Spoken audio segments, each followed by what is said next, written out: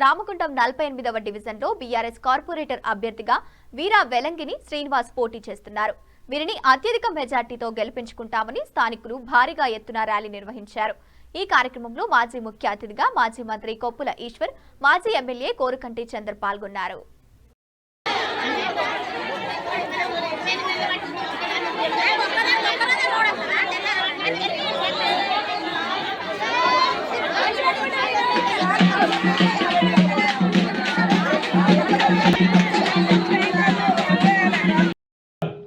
మళ్ళీ మీదికెళ్ళి ఆయన మరిపించాలంటే ఏం చేయాలి?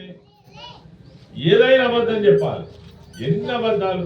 ఫోన్ ట్యాపింగ్ అనే దరిద్రంతో అలా పెద్ద మనిషిని మన పోలీస్ స్టేషన్ పోలీసులు వచ్చి విచారించారు.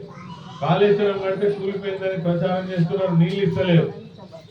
ఎక్కడ చూసినా కేసీఆర్ ను ఎట్లా బదనాం చేయాలి అనేది, అంటే చెప్పకూడని చెప్తేనే బదనాం అవుతారు. ఇంకా నేనేం చెప్తున్నానంటే, ఒక ముఖ్యమంత్రి అనే అతనికి ఎంత పని ఉంటుంది తెలుసా?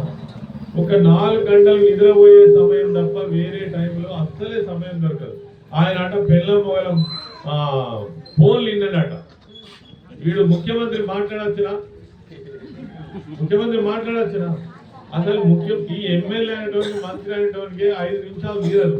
పొద్దుగాల లేచి నుంచి పడుకునే దాకా ముఖ్యమంత్రి అంటే రాష్ట్రం మొత్తం సగబెట్టేటువంటి బాధ్యత.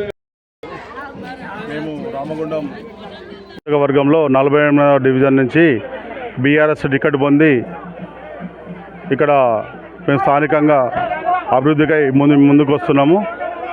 అలాగే ఈ టికెట్ ఇచ్చిన చంద్రన్న గారికి, ఈశ్వరన్న గారికి పేరు పేరున ధన్యవాదాలు తెలుపుకుంటున్నాం. ఈ కాలనీ అభివృద్ధి ఇంకా ముందుకు పోవాలని, ఎవరికైనా మేము ఇంట్లో నాలుకలాగా ఉండి ఏ పనైనా మీ ఇంట్లో వల్ల చేస్తామని అందరికీ హామీ ఇస్తూ మేము ముందుకు వస్తున్నాము. దయచేసి నన్ను ఆదరించి కారు గుర్తుకు ఓటేయండి. మమ్మల్ని అత్యధిక మెజారిటీతో గెలిపించి మాకు సహకరించగలరని ప్రార్థిస్తున్నాము. కారు గుర్తుకే, కారు గుర్తుకే, కారు గుర్తుకే వీర వెలంగిని నాయకత్వం.